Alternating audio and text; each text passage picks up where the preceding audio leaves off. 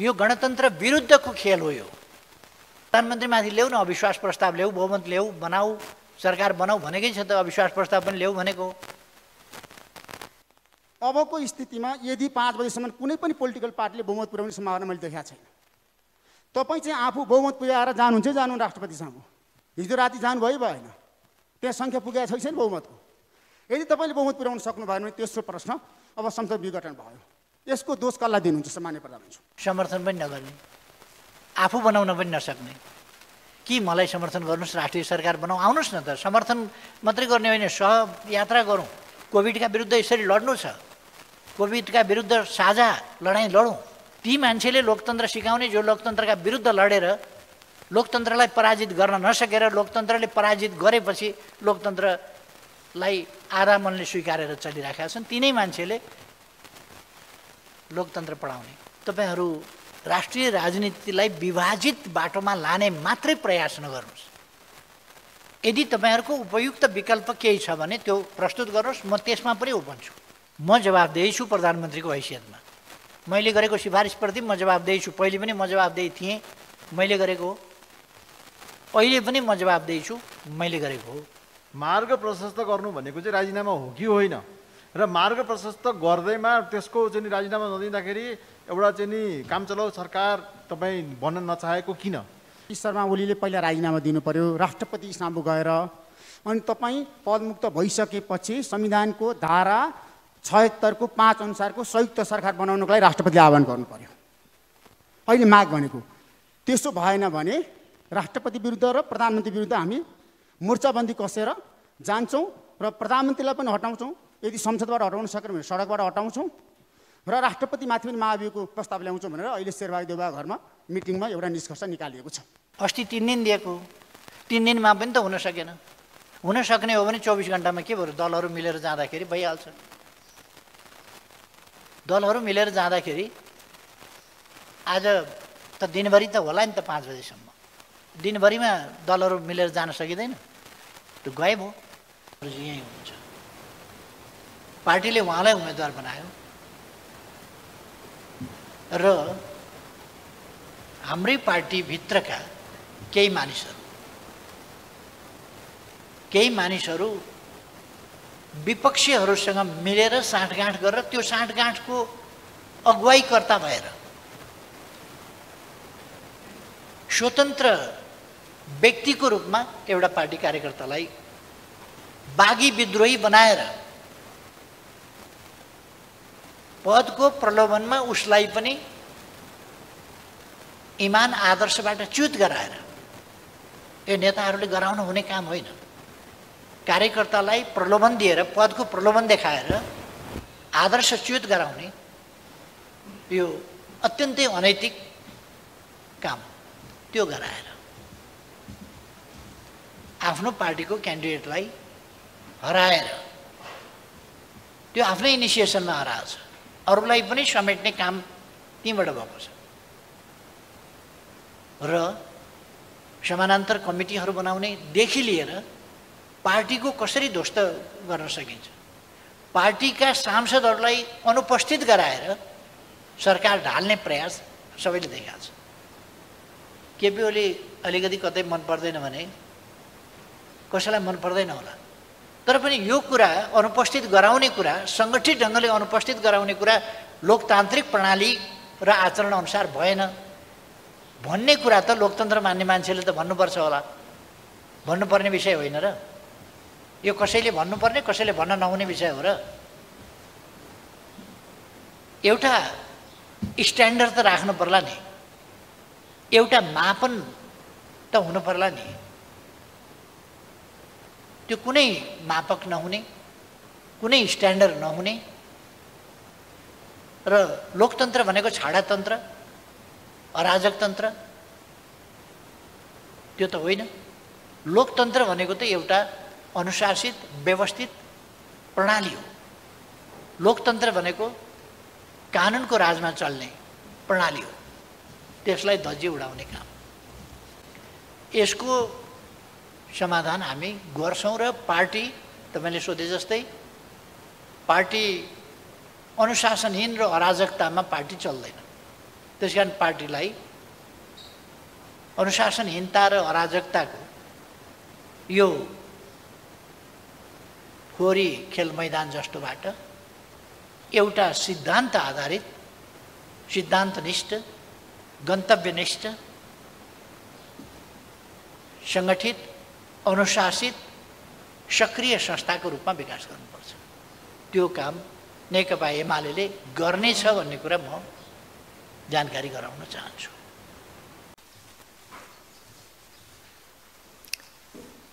फेरि एकपल्ट म सबैलाई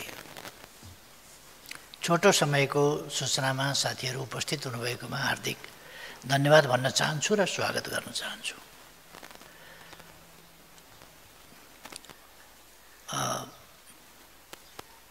परराष्ट्र मन्त्रीज्यूले भर्खरै यस भेटघाटको सन्दर्भलाई स्पष्ट पार्नुभएको छ। हिजो मन्त्री परिषदको निर्णयबाट प्रधानमन्त्रीले संविधानको धारा 76 को उपधारा 5 बमोजिमको सरकार गठनका लागि मार्ग प्रशस्त गरेर त्यसको निम्ति आह्वान गरियोस् र अर्को सरकार बनोस् भन्ने अभिप्रायका साथ सम्माननीय राष्ट्रपतिज्यू समक्ष आफूले मार्ग प्रशस्त गरेको र अर्को सरकार बन्नका लागि संविधानको धारा 76 को 5 बमोजिमको सरकार बन्नका लागि मार्ग प्रशस्त गरेको, बाटो खोलिदिएको भनेर सिफारिस गरेको कुरा सर्वविदितै छ। र त्यो कुरा बाहिर आएपछि बहुतै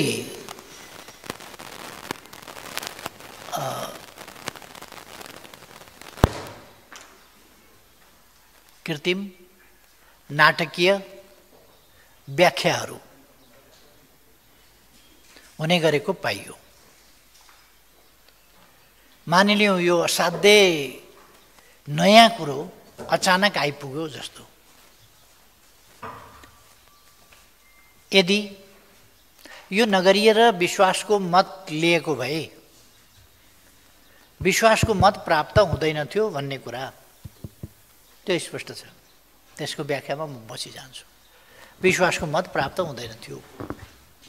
फेरि जाने संविधानको धारा 5 कै प्रक्रियामा हो। त्यसो भइसकेपछि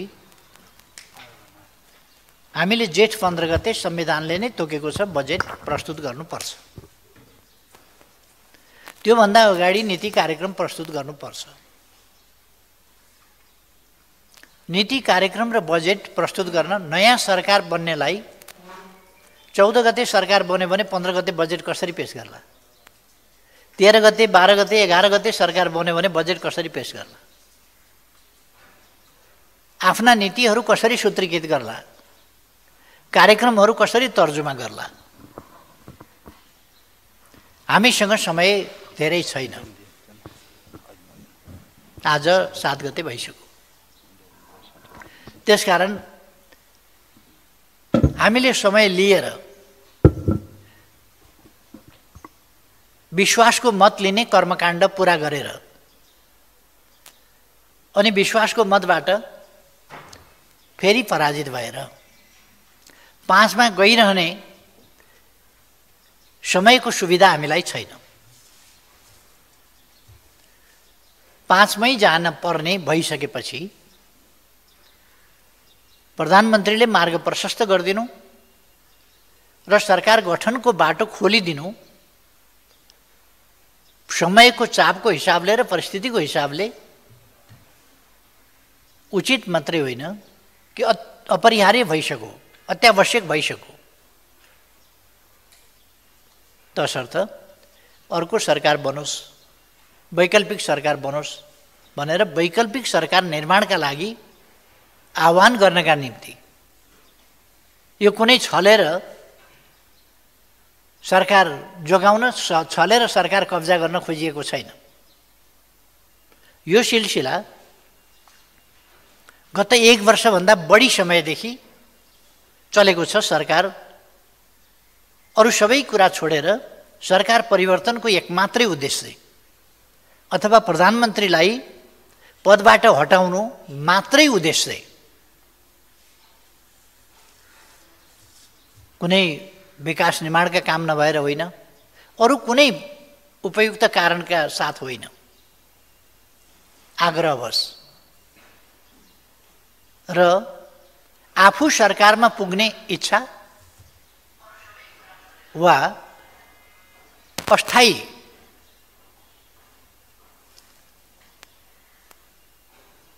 एउटा यस्तो खालको स्थितिमा पुर्याउने कि स्थायित्व छैन, अस्थायी ढङ्गले सबै कुरा चलिराखेको छ जस्तो यो त गत वर्षदेखि नै छ।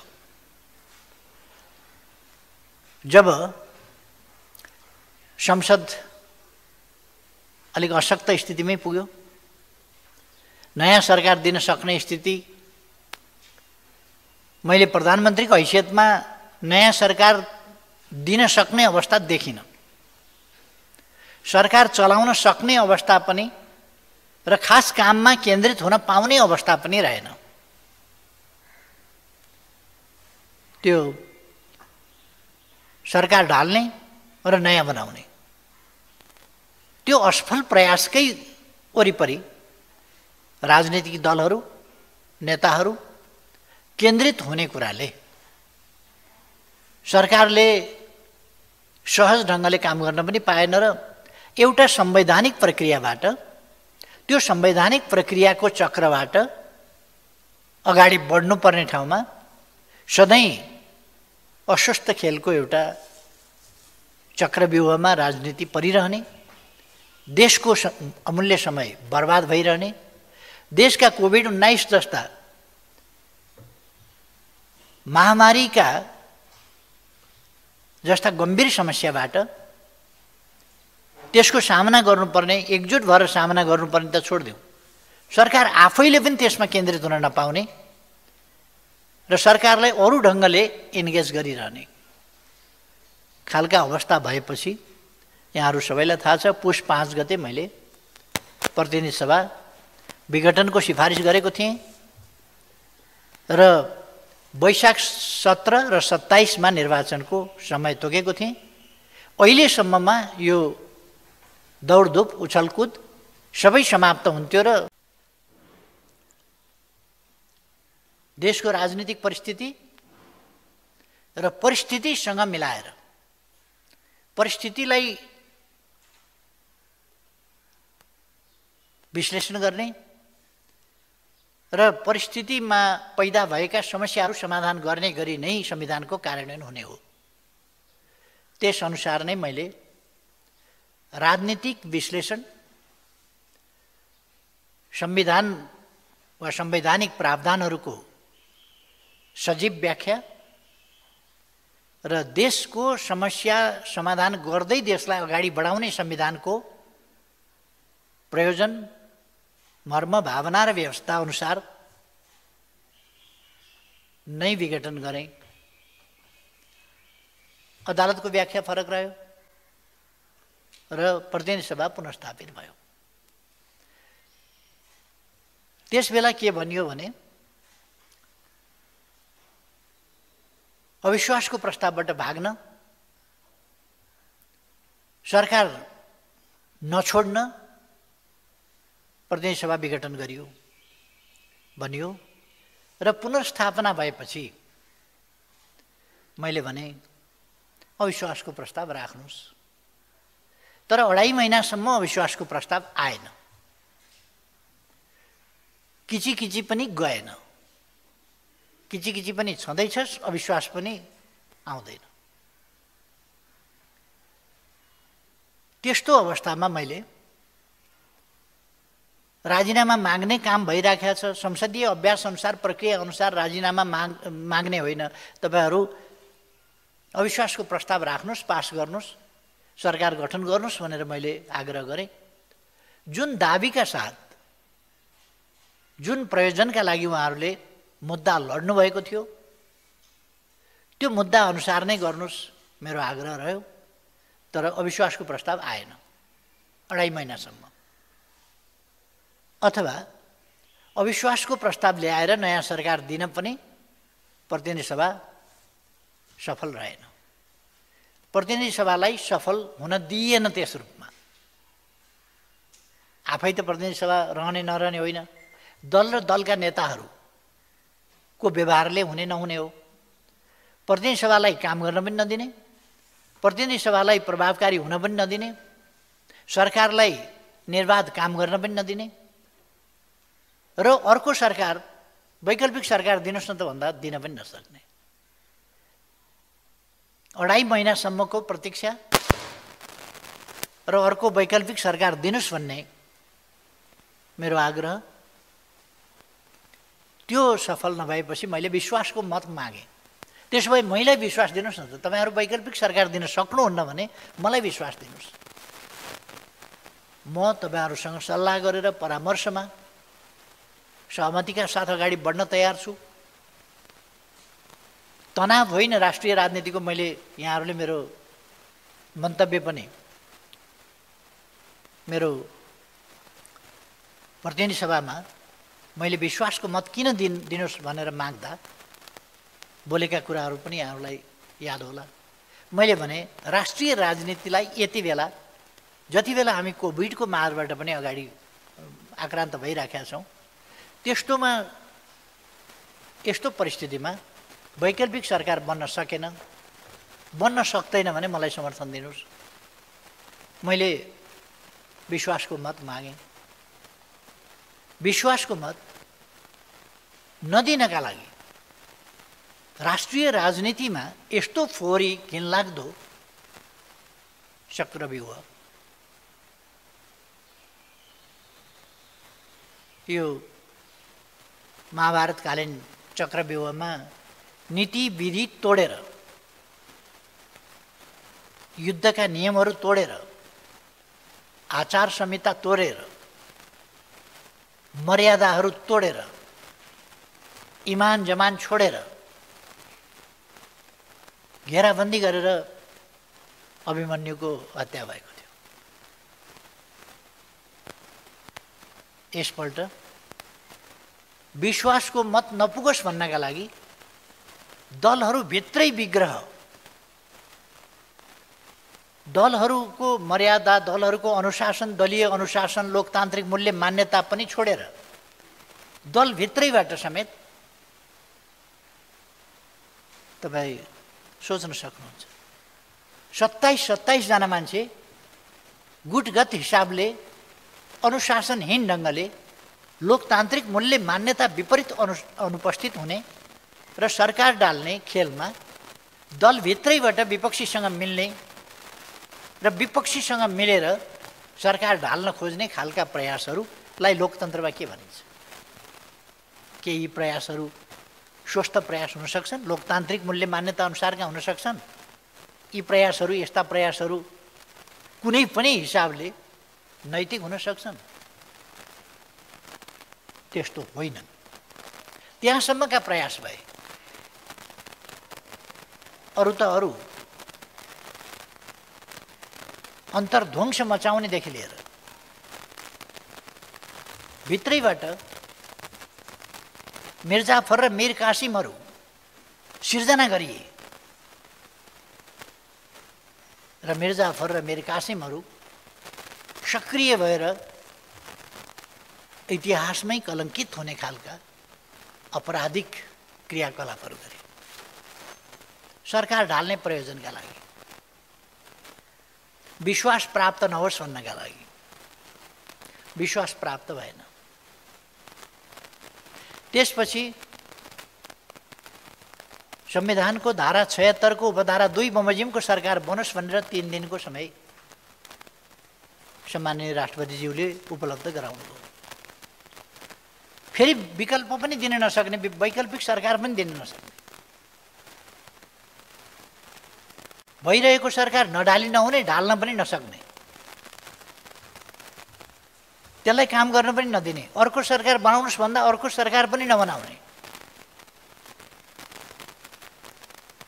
अनि विश्वासको मत लिँदा यहाँहरूलाई सम्झना होला, विश्वासको मत प्राप्त गर्दिनँ भन्ने थाहा हुँदाहुँदै विश्वासको मत लिन किन आएको यहाँ?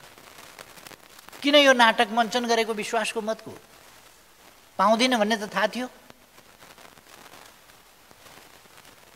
यो विपक्षी दल होस् या अरू सरकारमा असहभागी विपक्षीहरू, प्रमुख प्रतिपक्षले पनि त्यही भाषा बोल्यो। पाउँदिनँ भन्ने थाहा हुँदाहुँदै किन आएको? अरू विपक्षी दलहरूले पनि त्यही बोले, पाउँदिनँ भन्दा भन्दै किन आएको?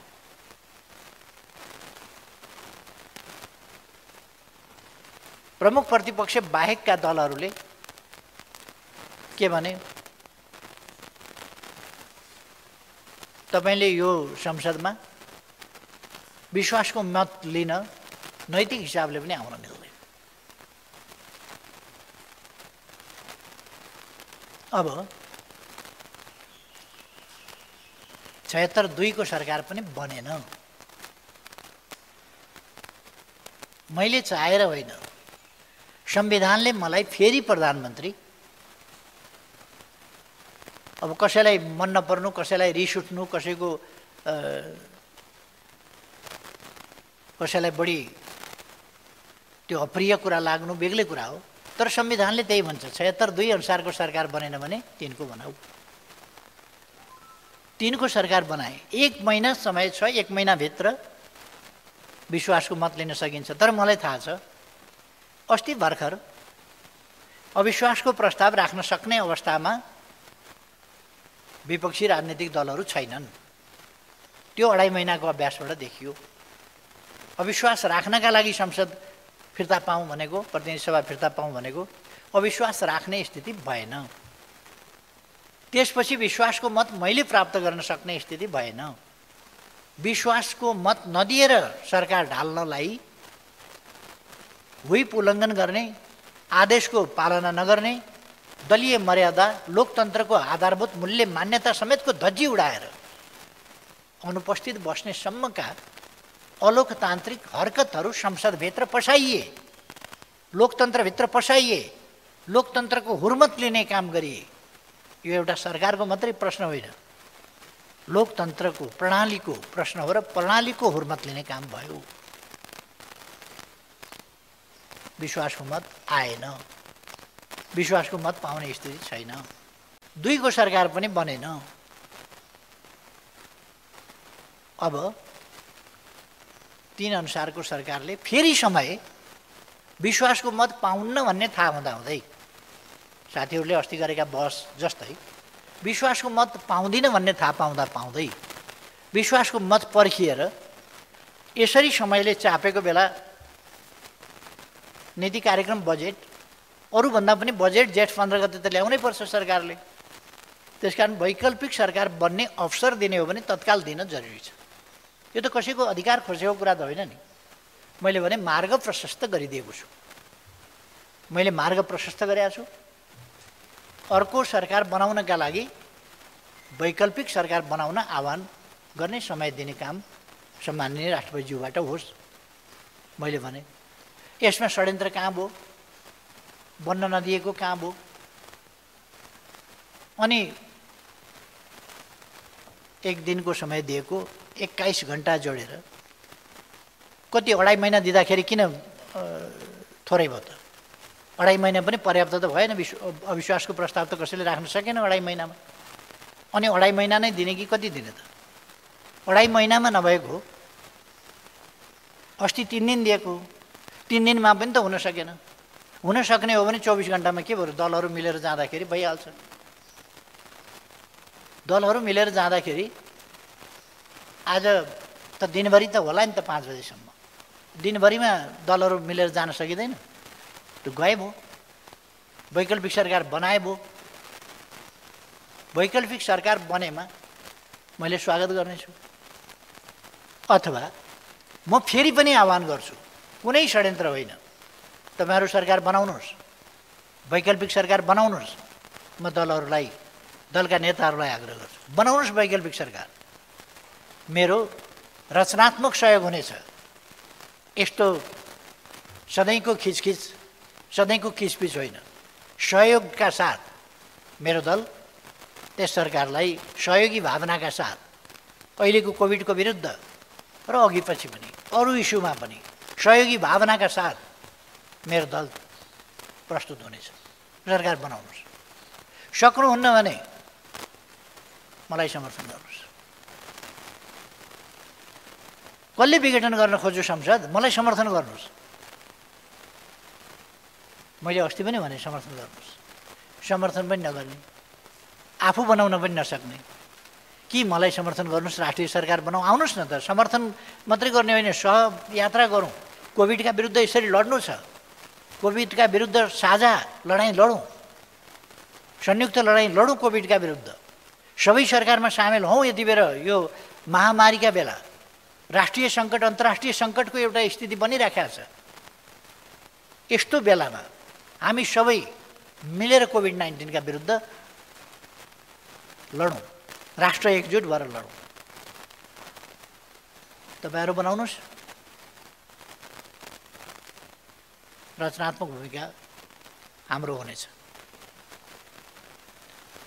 छलफल गरौँ। अझ मैले आज बिहान मात्रै शेरबहादुर देउवाजीलाई फोन गरेर कुरा गरेँ। तपाईहरु सरकार बनाउनुस्, हामी प्रतिपक्षमा बसेर शान्त, संयमित र सहयोगी भूमिकाका साथ प्रस्तुत हुनेछौँ। तपाईहरु बनाउनुस् सरकार, होइन राष्ट्रिय सरकार बनाऊ। आउनुस् मेरो नेतृत्वमा राष्ट्रिय सरकार बनाऊ। मैले सबैलाई समेटेर साझा समस्याका विरुद्ध लड्नका निम्ति भूमिका खेल्नेछु। मैले अर्को पनि भने,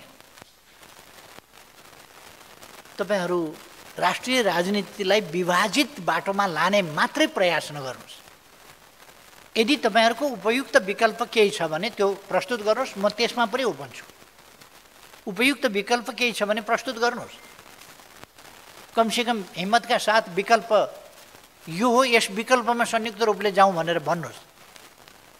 त्यो पनि उहाँहरू गर्न नसक्ने। उहाँहरू पोलिटिक्सलाई, राजनीतिलाई कन्फ्रन्टेसनतिर, तनावतिर,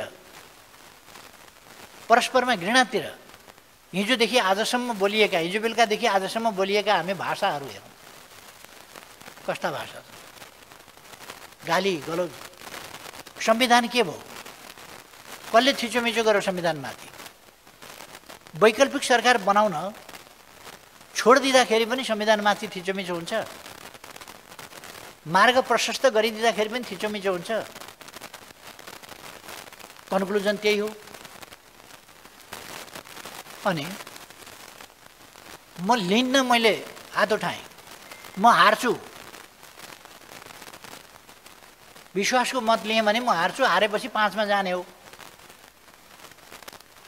अब 5 मै जाने हो भने जाउँ त 5 मै। त्यसैबाट तपाईहरु सरकार बनाउनुस् र नीति कार्यक्रम बजेट सबै पेश गर्नुस् भन्ने कुरा के यो संघीय लोकतान्त्रिक गणतन्त्र विरुद्ध हुन्छ? के यो लोकतन्त्र विरुद्ध हुन्छ? के यो संविधान विरुद्ध हुन्छ? के यो आजको आवश्यकता विरुद्ध हुन्छ? के कोभिडका विरुद्ध संयुक्त ढङ्गले लड्ने हाम्रा आवश्यकताका विरुद्ध हुन्छ? यो राष्ट्र यति बेला तनावतर्फ होइन, तनाव शिथिलीकरण र एकताबद्ध भएर अगाडि जानुपर्ने बेला। तनाव मात्रै किन गर्ने? कोही राष्ट्रपतिलाई महाअभियोग लगाउनुपर्छ भनेको छ। राष्ट्रपतिलाई महाअभियोग लगाउने आक्रोश, कुण्ठा अथवा के हो यो? राष्ट्रपतिलाई हामीले संविधानमा के अधिकार दिएका छौँ? प्रधानमन्त्रीमाथि ल्याऊ न, अविश्वास प्रस्ताव ल्याऊ, बहुमत ल्याऊ, बनाऊ, सरकार बनाऊ भनेकै छ त। अविश्वास प्रस्ताव पनि ल्याऊ भनेको हो, अर्को सरकार बनाऊ भनेकै हो। अहिले पनि भनेको छ वैकल्पिक सरकार बनाऊ भनेर साथीहरूलाई भनेको छ। अनि प्रधानमन्त्रीले संविधानमा लेखेको कुरा के छ भने प्रधानमन्त्रीले जे सिफारिस गर्छ, मन्त्री परिषदको सिफारिस प्रधानमन्त्रीद्वारा जे राष्ट्रपति कहाँ जान्छ त्यही राष्ट्रपतिले गर्नुपर्छ। अनि राष्ट्रपति माथिको आक्रोश किन?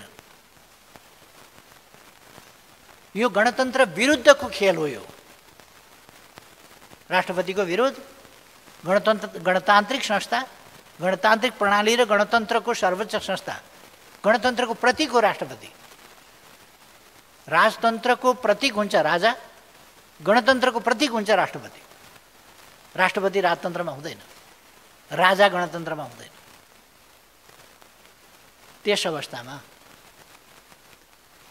राष्ट्रपतिको हुर्मत लिने काम, राष्ट्रपतिको अपमान गर्ने काम, राष्ट्रपति संस्थाको मर्यादा घटाउने काम आफ्नो पार्टीको भएन वा आफ्नो स्वार्थ अनुसार भएन भने राष्ट्रपतिका संवैधानिक सीमा र काम कर्तव्यहरू त बुझ्न पर्छ होला नि। अर्को, हामी कस्तो सभ्य असभ्य के समाज निर्माण गर्न खोजिरहेका छौँ? हामीले सभ्य समाज निर्माण गर्नु पर्दैन। म जवाबदेही छु प्रधानमन्त्रीको हैसियतमा। मैले गरेको सिफारिसप्रति म जवाबदेही छु। पहिले पनि म जवाबदेही थिएँ, मैले गरेको हो। अहिले पनि म जवाबदेही छु, मैले गरेको हो। राष्ट्रपति समक्ष सिफारिस। र यहाँ संविधानको व्याख्या गर्ने स्वतन्त्र न्यायपालिका होला। पहिले पनि संविधानको व्याख्या गरेको देखिएको छ। वैकल्पिक सरकारका लागि मार्ग प्रशस्त गरेर सरकार बनाउनुहोस् भन्दा कसरी वैकल्पिक सरकारको बाटो थुनेको हो र, छिकेको हो र? यो बाटो खोलिदिएको छ। अहिलेको सरकारका विरोधीहरूलाई एकजुट भएर यो सरकारलाई विस्थापित गर्ने बाटो खोलिदिएको छ। गर्नुहोस्, एकजुट भएर विस्थापित गर्ने बाटो खोलिदिएको छ नि, त्यो गर्नुहोस्।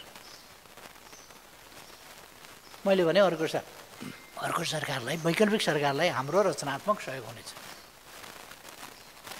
हामी त्यस सरकारप्रति असहिष्णु अथवा त्यसलाई कुनै ढङ्गले नकारात्मक ढङ्गले हेर्दैनौँ। यो संवैधानिक प्रक्रिया हो। यो लोकतन्त्रमा यस्तो हुन्छ। किन यस्तो आवेश उत्तेजनाको राजनीतिमा साथीहरू जानुहुन्छ, दलहरू जानुहुन्छ, नेताहरू जानुहुन्छ, प्रतिगमन देख्नुहुन्छ भने जस्तो भएन भने प्रतिगमन। अस्ति के विषयमा हो प्रतिगमनका विरुद्ध लड्नु भने? के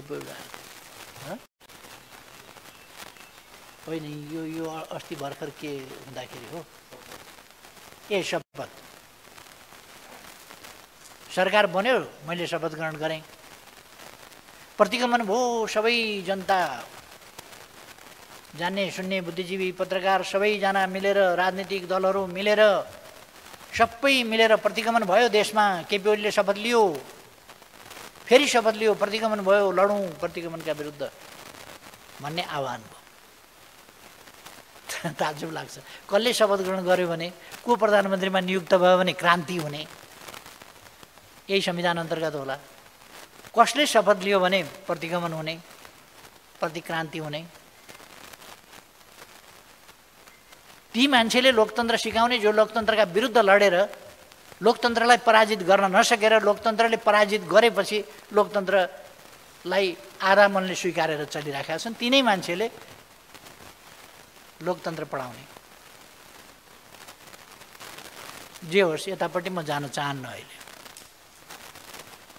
मेरो भनाइ के हो भने, आवेश उत्तेजनामा चल्ने समय छैन। हामीले अहिले देशको परिस्थितिलाई यस्तो महामारीका बेला गम्भीरतापूर्वक लिनुपर्दछ र साझा प्रयासबाट यसको समाधान गर्नुपर्दछ। साझा प्रयासबाट।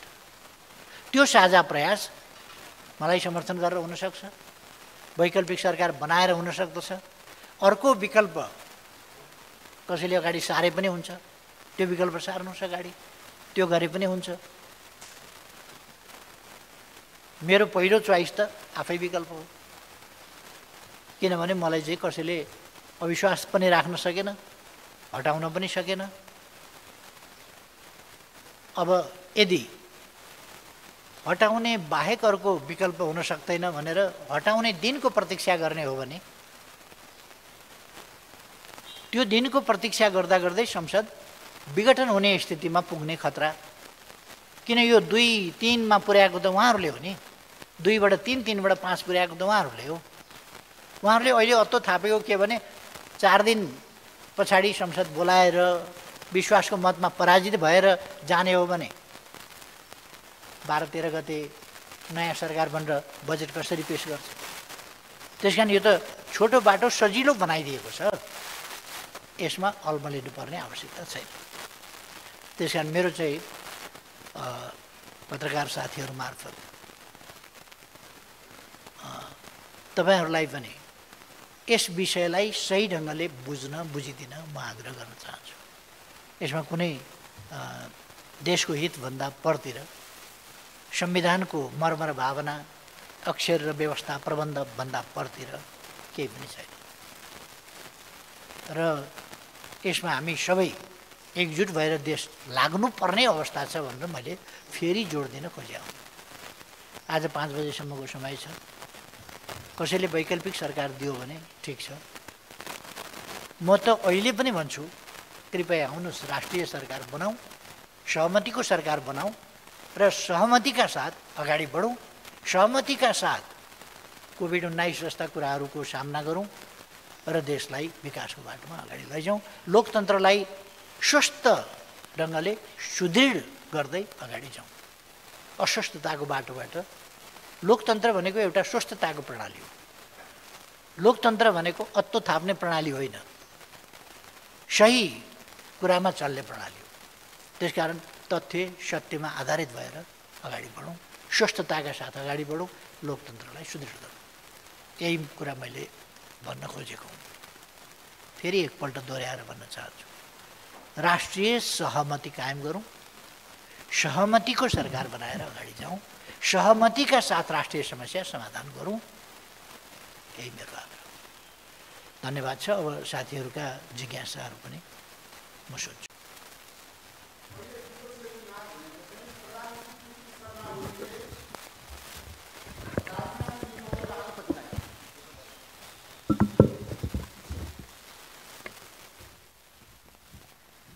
प्रधानमन्त्री, अहिले विपक्षीको माग भनेको चाहिँ प्रधानमन्त्री केपी शर्मा ओलीले पहिला राजीनामा दिनु पर्यो, राष्ट्रपति सामु गएर, अनि तपाईँ पदमुक्त भइसकेपछि संविधानको धारा 76 को 5 अनुसारको संयुक्त सरकार बनाउनको लागि राष्ट्रपतिले आह्वान गर्नु पर्यो।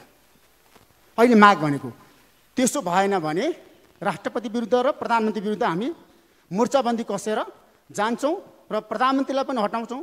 यदि संसदबाट हटाउन सकेन भने सडकबाट हटाउँछौँ र राष्ट्रपतिमाथि पनि महाभियोगको प्रस्ताव ल्याउँछौँ भनेर अहिले शेरबहादुर देउवा घरमा मिटिङमा एउटा निष्कर्ष निकालिएको छ। त्यसमा चाहिँ तपाईँको पार्टीको वरिष्ठ नेता माधव कुमार नेपालले पनि के भन्नुभयो भन्दाखेरि अहिले भर्खरै म अब केपी शर्मा ओलीको विरुद्धमा जान्छु, सकेसम्म म 40% पुर्याएर ल्याउँछु, पार्टी फोरेर म प्रधानमन्त्री बन्छु, होइन भने तपाईँहरू प्रधानमन्त्री बन्न तयार हुनुहोस्, म साथ दिन्छु भनेर उहाँ आउनुभएको छ। अब माधव कुमार नेपाललाई तपाईँ कसरी कारवाही गर्नुहुन्छ? कार्यदल बन्यो र रामबहादुर थापा बादल यहीँ हुनुहुन्छ, तपाईँको उम्मेदवार, उहाँलाई पराजित गरी राष्ट्रिय सभामा। अब तपाईँ पार्टीभित्र अनुशासन कसरी कायम गर्नुहुन्छ? पहिलो प्रश्न। दोस्रो प्रश्न, अबको स्थितिमा यदि 5 बजेसम्म कुनै पनि पोलिटिकल पार्टीले बहुमत पुर्याउने सम्भावना मैले देखाएको छैन। तपाईँ चाहिँ आफू बहुमत पुर्याएर जानुहुन्छ, जानु राष्ट्रपति सामु। हिजो राति जानुभयो भएन, त्यहाँ सङ्ख्या पुगेको छैन बहुमतको।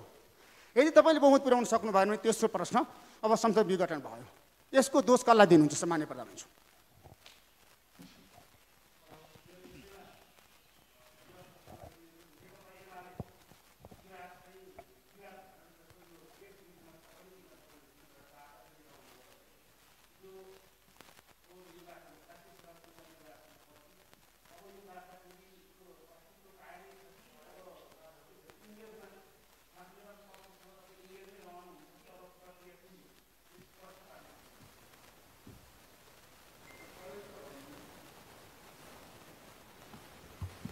प्रधानमन्त्री, म एउटा प्रश्न गरिहाल्नु। तपाईँले एउटा सामान्य प्रधानमन्त्रीले चाहिँ के भन्नुभयो भने मार्ग प्रशस्त गरेको छु भन्नुभयो होइन। मार्ग प्रशस्त गर्नु भनेको चाहिँ राजीनामा हो कि होइन? र मार्ग प्रशस्त गर्दैमा त्यसको चाहिँ राजीनामा नदिँदाखेरि एउटा चाहिँ नि काम चलाउ सरकार तपाईँ बन्न नचाहेको किन? र तपाईँले चाहिँ राजीनामा भन्ने कुरा स्पष्ट रूपमा किन भन्नु नखोज्नु भएको? र त्यो आधारमा तपाईँले चाहिँ यदि राजीनामा भनेर भन्न नसकेको आधारमा तपाईँले फेरि अरू दिन किन पर्खिन सक्नु भएन? तपाईँलाई बजेटको पिर रहेछ, तपाईँलाई नीति तथा कार्यक्रमको समस्या रहेछ, अथवा तपाईँलाई देशमा त्यो चाहिँ गैर संवैधानिक हुन्छ अथवा नियम विपरीत हुन्छ भन्ने लागेको छ भने तपाईँलाई अझै समय थियो, तपाईँ किन अप्ठ्यारोमा पार्नुभयो? त्यो पनि ठिक छ, तपाईँले आफ्नो राजनीतिक फाइदाको लागि तपाईँले गर्नुभएको निर्णय ठिक छ। तर यो मार्ग प्रशस्त भन्ने कुरा चाहिँ संविधानमै नभएको यो नयाँ कुरा कसरी ल्याउनु भयो? तपाईँले राजीनामा दिनुपर्ने कुरामा मार्ग प्रशस्त मात्रै कसरी गर्नुभयो? अहिले यतिबाट जाउँ? अच्छा, प्रश्नमा अरू 2-3वटा प्रश्न पनि मिसिएको छ जस्तो लाग्छ।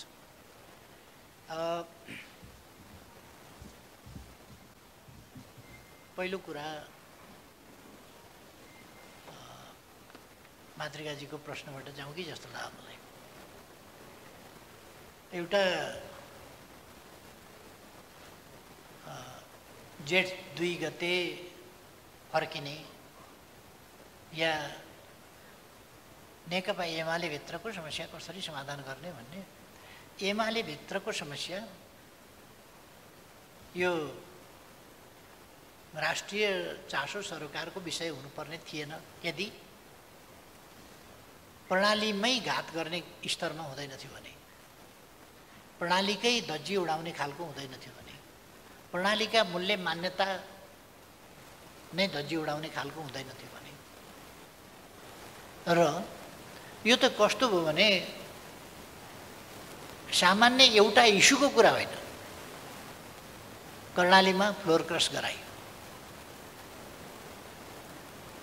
संसदीय व्यवस्थामा फ्लोर क्रस गर्ने कुरा लोकतन्त्रमा अस्वाभाविक, असाधारण, अनैतिक र अपराधपूर्ण मानिन्छ, दण्डनीय मानिन्छ त्यो दलीय हिसाबले। कर्णालीमा त्यही। त्यसै गरी